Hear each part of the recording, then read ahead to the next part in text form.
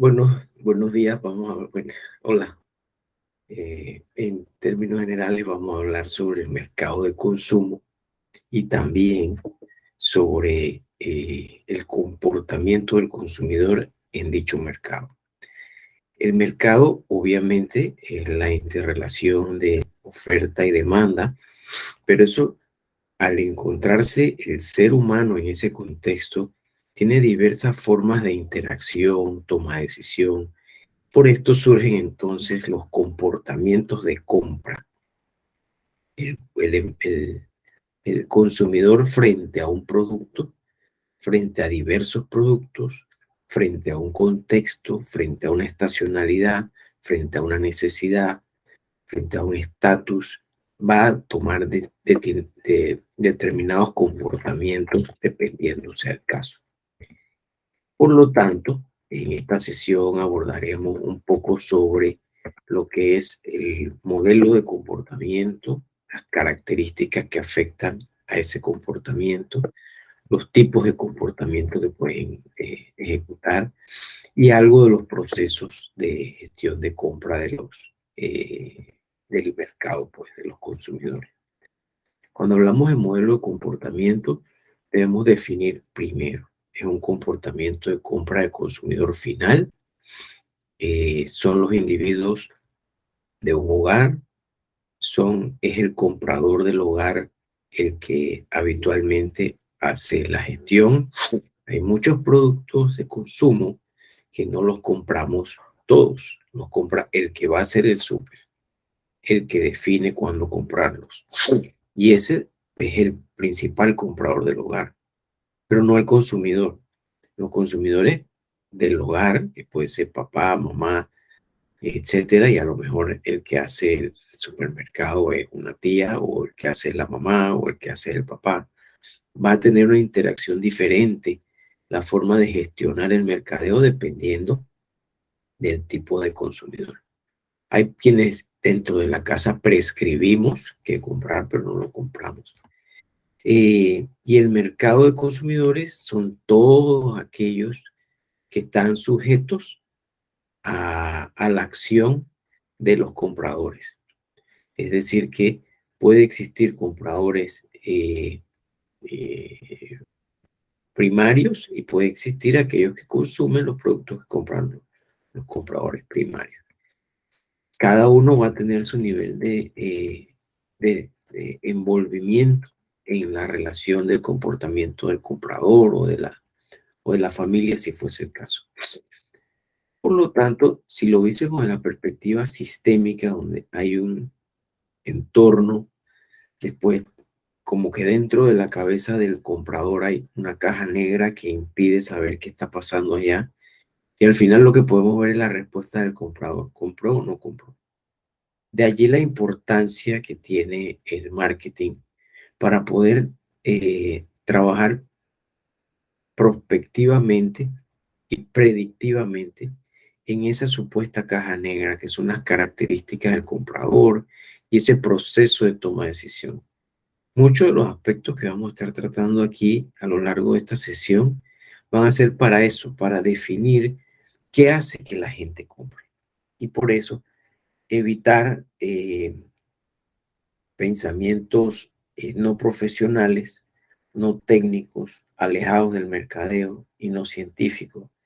Y por el contrario, intentar definir preventivamente, prospectivamente e inferir lo que puede estar pasando para que la respuesta del comprador sea actitudes de preferencia hacia el producto, comportamientos de compra, comportamientos de relación fuerte hacia una marca. Eso es lo que esperamos. ¿Y por qué esperamos eso? Porque sabemos que el entorno donde está esa caja negra o ese consumidor sufre de estímulos de otros, de marketing, de la competencia.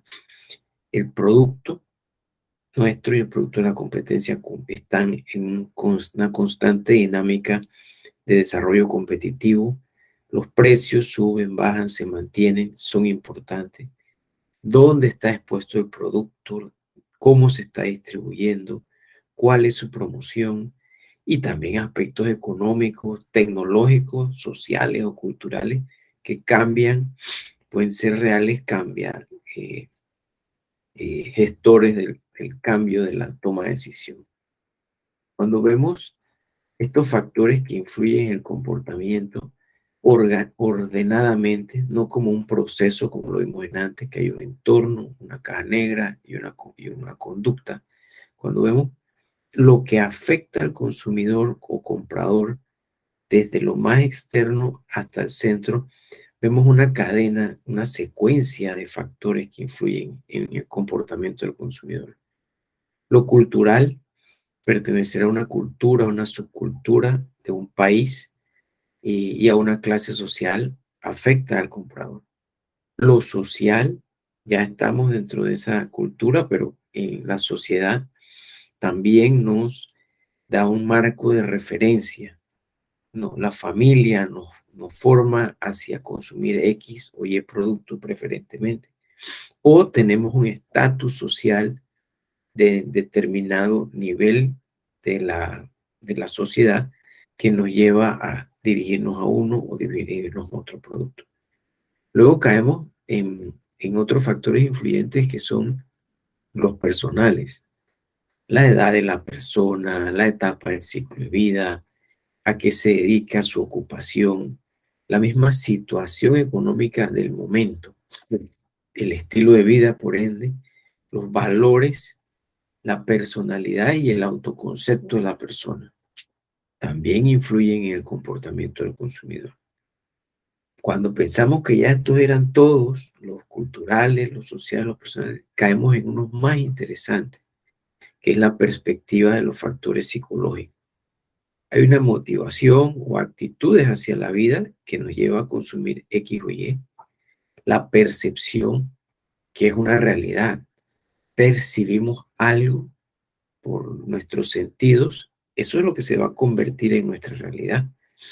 El aprendizaje constante o la capacidad de aprendizaje que tenga el consumidor, así como las creencias, ese halo de concepciones hacia la vida que nos derivan en algunas actitudes hacia la misma. Estos serían factores en la última instancia psicológicos. Entonces repasemos. Son los culturales, los sociales, los personales y los psicológicos los que pueden influir en la conducta del consumidor. Cuando hablamos de la cultura, estamos viendo los valores, esa percepción aprendida del entorno general que define para la persona cómo han de interpretarse sus percepciones y sus deseos, dependiendo de la cultura. En algunas culturas algo es malo y chabacano. Eso mismo en otras culturas es divertido y es lo que se tiene que hacer. De allí surgen comportamientos culturales. Nosotros los que somos tropicales, tenemos una cultura interesantísima, divertida hasta cierto punto, con una afinidad hacia la vida importante, siempre intentando esbozar sonrisas frente a cualquier circunstancia. Campañas publicitarias, campañas de mercadeo, entendimiento del consumidor en este aspecto, conociendo ese contexto, serán muy diferenciadas que campañas en países donde quizás sonreírse es sinónimo de debilidad o de un relajo extremo. Y hay países donde la sonrisa no es lo principal, sino otras formas de relación entre las personas, de confianza, de cercanía, de que les da ese holding característico que los hace pensar que esa cultura se orienta en ese sentido. Así pues, puedes estar claro de que la cultura, con el ejemplo que estamos brindándote, toma un papel fundamental en la decisión de compra y por ende debe ser tomada en cuenta en las acciones de mercadeo cuando las hagamos, para poder no reñir con ella, sino ayudarnos de ella para poder llevar a cabo una estrategia de mercadeo. Así está también la subcultura, pudiese decirse, dentro de la cultura panameña, por dar un ejemplo, hay subculturas de los afrodescendientes, aunque yo creo que los afrodescendientes en Panamá somos la gran mayoría. Entonces se podrá llamar subcultura, pero también están la de los orientales, la de los distintas migraciones de distintos países que han estado llegando y la subcultura del migrante, que hoy en día cada vez está más disparada por ser Panamá un lugar de paso importante para países del entorno latinoamericano que han estado atravesando situaciones complejas en los últimos 10, 20 años y han de pasar por Panamá temporalmente. Algunos se quedarán y son subculturas que se están enraizando. Luego de las, como decíamos antes, dentro de la cultura, los factores culturales también entra la clase social. La clase social, para definirla rápido, no es más que el cruce entre qué estudias y en qué trabajas. Esa consideración, yo puedo ser un doctor en medicina. Sin embargo, si mi trabajo es como taxista porque carezco de oportunidades laborales, eso va a definir mi nivel socioeconómico. El mismo doctor en medicina que es dueño de un hospital va a tener otro nivel socioeconómico. Ahora bien, ambos dos por sus estudios llevan un nivel socioeconómico, por eso hablamos de clases sociales, porque se determina en base a varios factores. No solamente, si fuese un taxista solamente, sin que fuera doctor en medicina, su nivel socioeconómico por los estudios académicos no sería tan alto. Pero al tenerlo, los estudios, tiene la potencialidad de ser contratado como doctor de medicina en algún momento y eso lo lleva a otro nivel socioeconómico. Entender los niveles socioeconómicos, perdón, los niveles sociales es clave en el mundo del mercadeo para poder definir las estrategias que nos van a permitir atinar en mensajes que lleven los valores, los intereses y que desarrollen las conductas que requerimos. Otro factor importante, claro está, son los grupos en los que participa o las redes sociales en las que se involucra. El ser humano, el consumidor, tiene grupos de referencia, grupos a los que ellos se refieren comparativamente hablando para tomar una decisión. También hay grupos de aspiración. Yo quisiera ser, las tomas de decisión de compra a veces son aspiracionales. Por lo que yo quiero, yo compro. Por lo que yo quiero ser, por donde yo quiero estar. Y luego los grupos de preferencia que generan influencia también en las decisiones de compra de los consumidores. Esto se traduce a las redes, en los famosos influencers, en los líderes de opinión que siempre han existido en los medios de comunicación y ahora en las redes sociales. Es más difícil encontrarlos, pero los existen.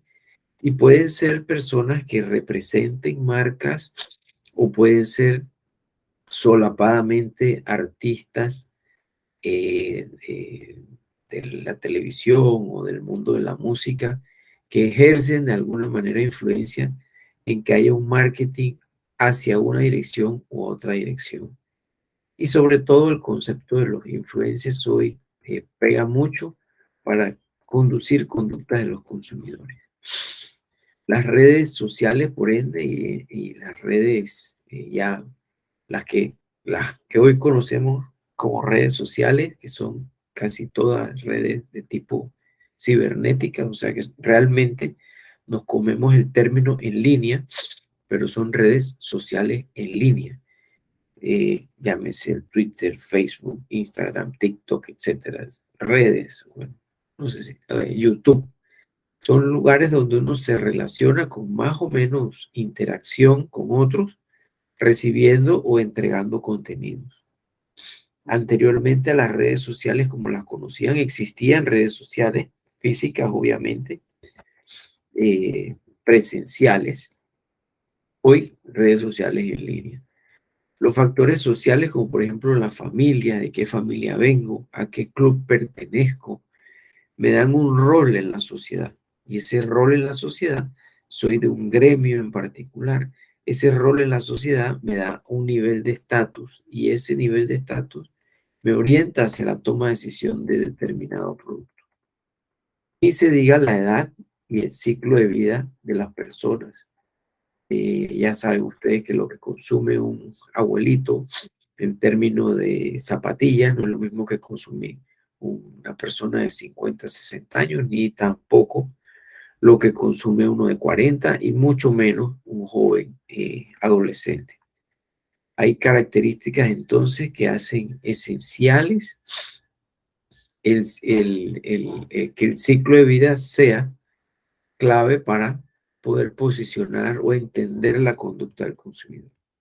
Recordemos que al final entender la conducta del consumidor implica poder predecirla para poder posicionar o vender mejor o capitalizar un espacio de mercado.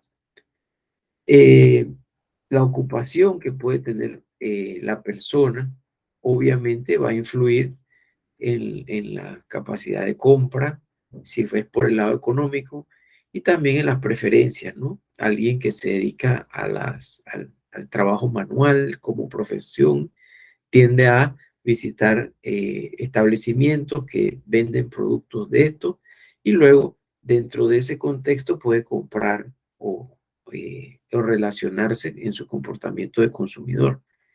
Y la situación económica de un momento dado también puede afectar, obviamente, dentro de esta ocupación, los ingresos, su capacidad de ahorro y sus tasas de cómo le aplica el factor financiero a determinados grupos sociales. Hay alguna apertura adicional en financiamiento a los educadores, los policías. Ustedes lo ven normalmente así representado en las campañas de publicidad que dicen que dan préstamos preferenciales para este tipo de profesionales. También en determinadas épocas la construcción está boyante y asimismo hay más intereses en financiamiento para este tipo de constructores. Las características del ahorro y obviamente los ingresos personales son factores que contribuyen a una conducta de compra hacia productos o servicios. Cuando hablamos de estilo de vida, no es simplemente la fachada de cómo se ve la persona, cómo se viste, este es un estilo tal, este es un estilo cual. Esa fachada o esa forma de ser o esa expresión personal, estética, obedece a que hay actividades, intereses y opiniones del consumidor hacia algo. Estos son valores más bien y estilos de vida que nos llevan a preferir invertir nuestro dinero en una moto Harley Davidson y vestir en blue jean con jacket, o por el contrario, ajenos a la tecnología, ajenos al bullicio, al ruido, lo que queremos tranquilidad, y el estilo de vida es más tranquilo, sosegado, y nuestra orientación va más hacia estar en la playa siempre, o haciendo windsurf, surf, o actividades del campo que nos llenan. Esto no es solo la estética de la persona, esto es que hay algunas convicciones psicográficas en la misma que afectan sus motivaciones e interpretación hacia la vida. Y sus actitudes hacia la toma de decisión de compra van a ser diferentes porque sus valores también lo son. Cuando hablamos de valores y pasamos solo del plano estético a la conducta, hay valores de personas que los hacen llevar hacia ser pensadores. Otros serán esforzadores, que se esfuerzan. Otros serán hacedores. Y esto depende de los ideales, de los logros o de la autoexpresión personal que tenga esa persona. Te pueden comparar a alguien que sea un experimentador con un hacedor. El experimentador probablemente es alguien que le gusta experimentar cosas nuevas. El hacedor es el que le gusta hacerlas. Y en el plano del mundo del consumo, va a haber quienes les puedas vender los muebles desarmados para ellos armarlos en casa y ponerlos bonitos. Hay otros que quieren la experiencia, o sea, que le lleven el mueble listo para usar, poner, y vivirlo. Pero cada uno de estos tipos de valores diferentes, así como otros, se van a poder entender maneras de desarrollar líneas de gestiones de marcas o de productos, atinadas o no, con el tipo de comportamiento del consumidor que estamos persiguiendo. La personalidad individual, pues, que son características propias, psicológicas únicas de personas que se permean a grupos. No es tan correcto decirlo, pero sí hay grupos que tienen personalidades similares. Eh, la personalidad es algo muy propio, pero desde la perspectiva del mercadeo puede permear a grupos de influencia y dan pie a respuestas relativas y consistentes. Esas sociedades que tienen unas personalidades muy conservadoras, que visten siempre de la misma manera, bueno, esa personalidad o autoconcepto de la vida los lleva a consumir de una manera diferente que en otras sociedades que puedan ser más liberales, consumirán diferente. Que no hay que explicar mucho al respecto. Esos rasgos de personalidad en algunos grupos pueden ser del autoritarismo, o también la sociabilidad. Hay sociedades o personas que tienen rasgos más sociables hacia otros. La autonomía es un rasgo de personalidad o una actitud defensiva. Tengo miedo, temor, cualquier marca o producto nuevo me hace sentir extraño. También otro rasgo puede ser la adaptabilidad que tenga el consumidor al mercado, que le puedes cambiar el producto y él se adapta y no está quejándose. Habrá otros rasgos de personalidad que le cambias un detallito al producto y probablemente perdiste a ese grupo de clientes. Por lo tanto, ya al final caemos en el plano de los factores psicológicos que influyen en el comportamiento. La motivación. ¿Qué me lleva a mí a tener determinada u otra actitud hacia la vida? Son factores obviamente aprendidos que son sujeto y objeto de los factores que mencionamos anteriormente. Todos están interrelacionados, pero se pueden definir como un constructo objetivo la motivación del cliente. Está motivado hacia la vida, motivado hacia el pensamiento ecológico. Todo en su vida, mi tipo de cliente compra pensando en que lo ecológico es una prioridad nacional, mundial, o por el contrario, es un cliente que no tiene motivación a ese factor y lo que necesita es comprar lo más barato y no le importa si es plástico o si viene en qué, no importa dónde bota la basura, lo importante es salir de eso porque el contexto de su vida no está para estar pensando en lo ecológico, quizás muchas necesidades, etapas de ciclo de vida, etcétera. Pero al final, la motivación. Mucho se habla de la percepción como si la percepción no existiera. Es una mala impresión o traducción o interpretación de la palabra. Percepción viene de percibir. Percibir, obviamente, es recibir los impulsos, estímulos desde afuera. Si yo tengo una percepción hacia un candidato o hacia un artista específica, es porque yo lo veo, yo lo oigo, yo lo interpreto y yo sé que ese artista o ese candidato político es así. Por lo tanto, La percepción, el conjunto de estímulos que ellos generan para yo percibirlo, me hace creer una realidad diferente sobre ellos de la que en realidad es, o me hace creer una realidad como la que ellos quieren.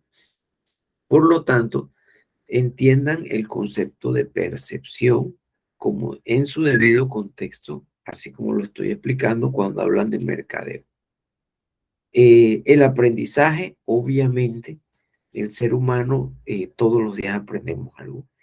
Y en ese aprendizaje constante, donde está la humildad del consumidor, donde está esa visión de que todos los días puede aprender algo, hay oportunidades para generar eh, eh, brechas de mejoramiento a los productos que terminen beneficiando al cliente y también beneficiando al consumidor y también beneficiando a las marcas o a los productos. Por lo tanto, a nivel psicológico podemos hablar de motivación, percepciones, aprendizaje y creencias y actitudes también. Al caer en el plano psicológico y vemos la motivación y entenderla un poquito mejor, estamos hablando de eso mismo, el motivo que me lleva a una necesidad, que me hace sentir apremiante, que logre satisfacerla con un producto.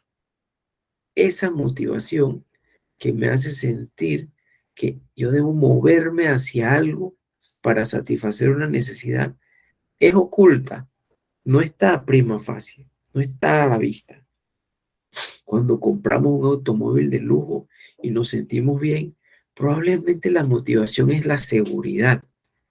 Y la seguridad, a su vez, por un cliente va a ser percibida como los mejores frenos, pero otro cliente va a percibir la motivación de seguridad como que se trancan los, los pestillos al comenzar a andar para que los niños no se salgan. Ahí en ese plano hay interpretaciones ocultas que el buen marketólogo ha de tener claras, ¿no? Y se hace mucha investigación sobre la motivación. Normalmente son investigaciones cualitativas, de focus group, entrevistas en profundidad, porque estas motivaciones obedecen a jerarquías que ya están escritas.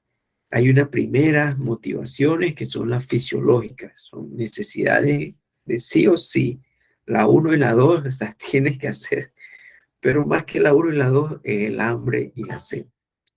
Las necesidades de seguridad, cuando caramba, yo necesito estar seguro, protegido en una sociedad, en un país donde yo sé que no van a ser vulnerados mis derechos, donde tengo democracia, donde hay libertad para llevar a cabo las actividades económicas o los estudios de mis hijos. Eso me cumple con una necesidad de seguridad, también la seguridad económica, las necesidades sociales que me dan un sentido de pertenencia a un grupo. Yo pertenezco a este grupo social y ya me voy dando cuenta de esa afinidad. Por el otro lado está la necesidad de estima. Yo necesito que me reconozcan, que me apapachen cuando soy pequeño, pero con el tiempo yo mismo me voy dando mi autoestima y voy reconociendo mi autoestima a través del estatus que voy logrando en el movimiento social que vaya teniendo. Y luego el consumo juega un papel fundamental para esto. Aquel que lo compra después de satisfecha su vida, compra su reloj Rolex de 40, 50 mil dólares. ¿Y para qué tener un Rolex 40? Pero eso llena una necesidad importante. O aquel campesino que logra que su hijo vaya a estudiar a la mejor universidad de los Estados Unidos, luego de haber sido un hombre de trabajo toda la vida, invierte esos 45 mil dólares de una manera diferencial. Ambos lo tienen, pero ambos cumplen con una necesidad de autoestima y reconocimiento diferente. Y bueno, por último, sería la pirámide de Maslow, la necesidad de autorrealización.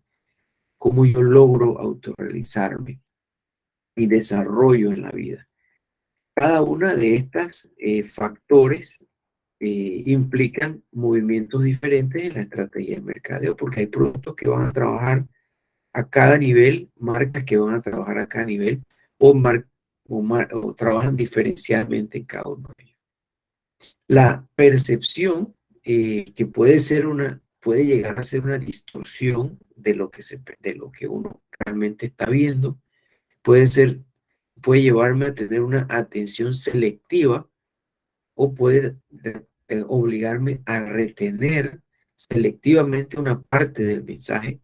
Es un factor psicológico importante. Si yo soy hombre de nivel socioeconómico bajo, que he subido en la pirámide con mucho esfuerzo y ya logro tener un trabajito que no es la gran cosa, pero me plantean una marca que también representa ese esfuerzo que la verdadera capa obrera logra para hacer que el país salga adelante. Yo me voy a identificar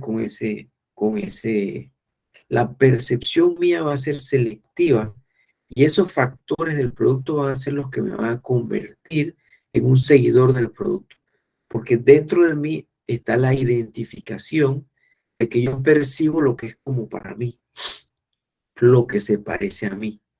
Y así el mundo de las percepciones de esa marca para ese obrero va a ser diferente que para aquel que tiene una interpretación diferente de la misma marca. Por lo tanto, la percepción tiene un papel clave en el desarrollo de mensajes, en la optimización de los canales y en los activos que se utilicen para la comunicación constantemente. Además de que puede ser cambiante.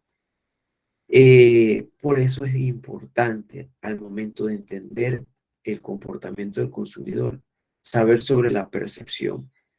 También son factores que se estudian muchísimo con investigaciones en mercado y con interpretaciones de expertos, ¿no?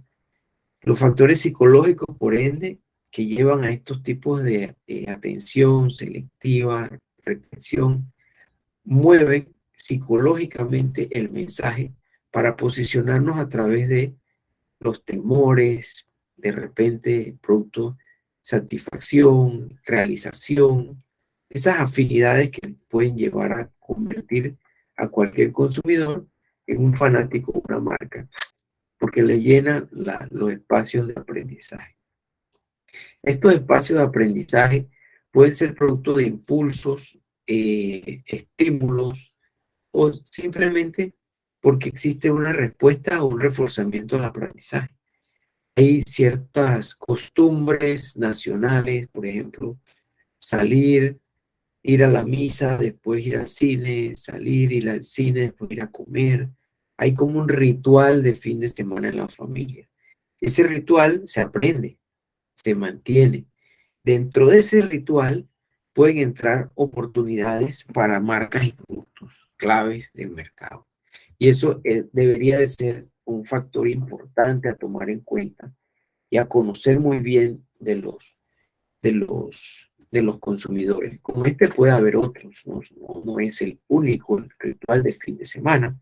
Lavar la casa, hacer lo que es, luego salir al patio, abrir mi cooler, estar fresco un ratito, dormirme tarde, ver la televisión, coger el Netflix, compartir por chat a determinada hora de la noche los chistecitos que llegan de fin de semana, dormir en familia, eso es un ritual de un grupo, pero hay otro grupo que el ritual es arrancarse el viernes, arrancarse el sábado y en la mañana del domingo también tener un brevecito arranque para luego ir a trabajar el lunes. Va a depender mucho de estos y asimismo están en esos munditos de cada consumidor oportunidades de aprendizaje que deben de ser entendidas como tales para definir el comportamiento del consumidor.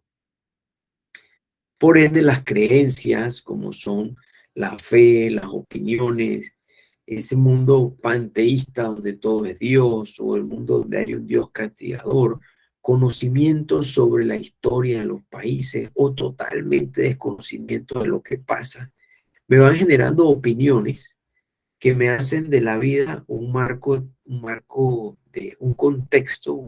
contextual que me pueden llevar a tener un factor psicológico que me obliga o me mantiene en el consumo de determinados productos o servicios.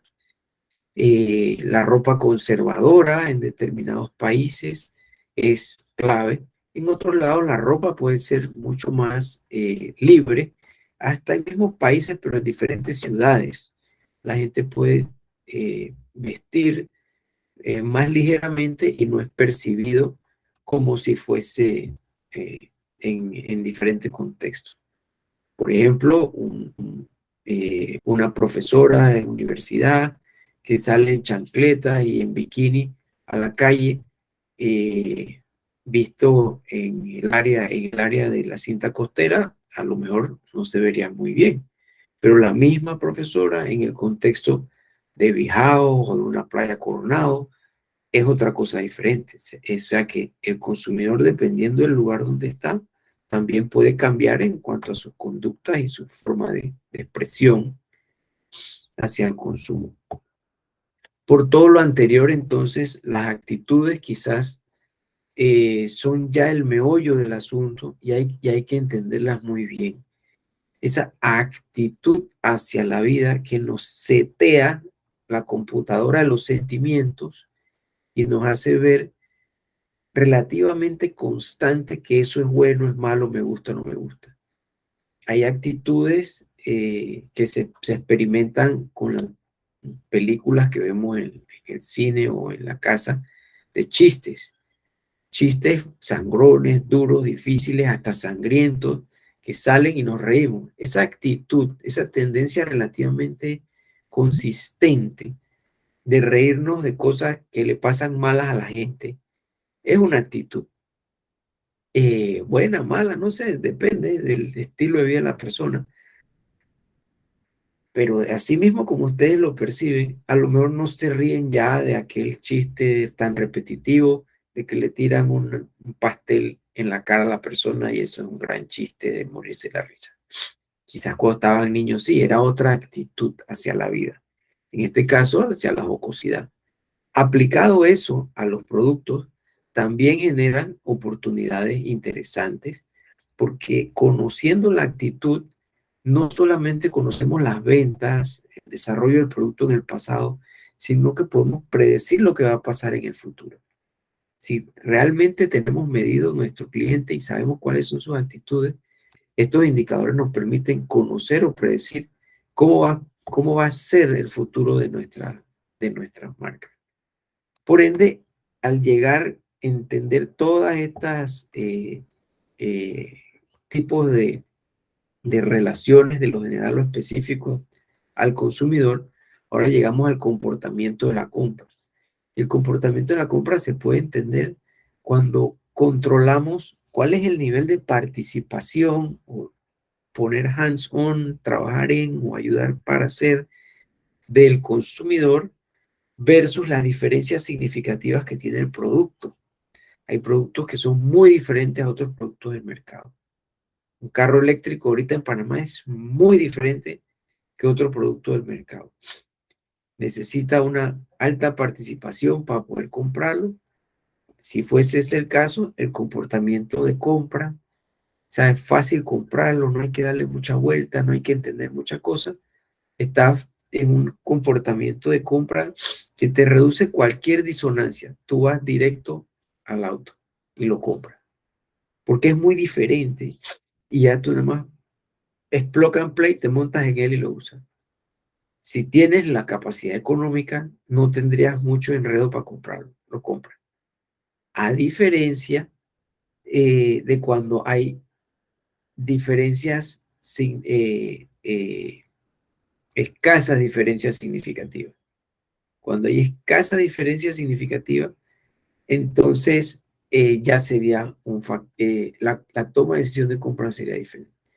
Si, por ejemplo, yo tengo una baja participación en el mercado, no tengo mucha participación, el producto no ha penetrado eh, en- y las diferencias significativas de la marca son amplias, ahí lo que va a pasar es que se juega en base a la variedad. ¿Me expliqué? pues, la variedad va a ser lo que va a privar en el comportamiento de compra, porque se busca variedad. Volviendo al ejemplo del automóvil eléctrico, es un producto que no tiene ninguna participación, porque nadie ofrece el producto. Su diferencia significativa de las demás marcas es altísima. Entonces tú dices, chuleta, o compro o no lo compro. Va a depender. O sea, ahí en ese contexto del comportamiento de verificar, número uno, el comportamiento puede ser un comportamiento habitual de compra. El comportamiento habitual de compra va a surgir de que quizás hay una baja participación, poca gente está convocada a pocos productos están convocados a ese mundo y hay una escasa diferencia entre las marcas. Ahí tú, bueno, dices, ah, caramba, es un comportamiento habitual, como el del arroz, como el de los porotos, que uno no le mete mucha cabeza a lo que está comprando. De allí entonces pasamos del comportamiento de compra a la misma decisión de lo que se quiere comprar. El proceso de toma de decisión de compra, si lo vemos como un proceso, nace del reconocimiento de ciertas necesidades que uno tiene, que son las necesidades que les hablamos en antes. Frente a esa necesidad, el cliente busca información.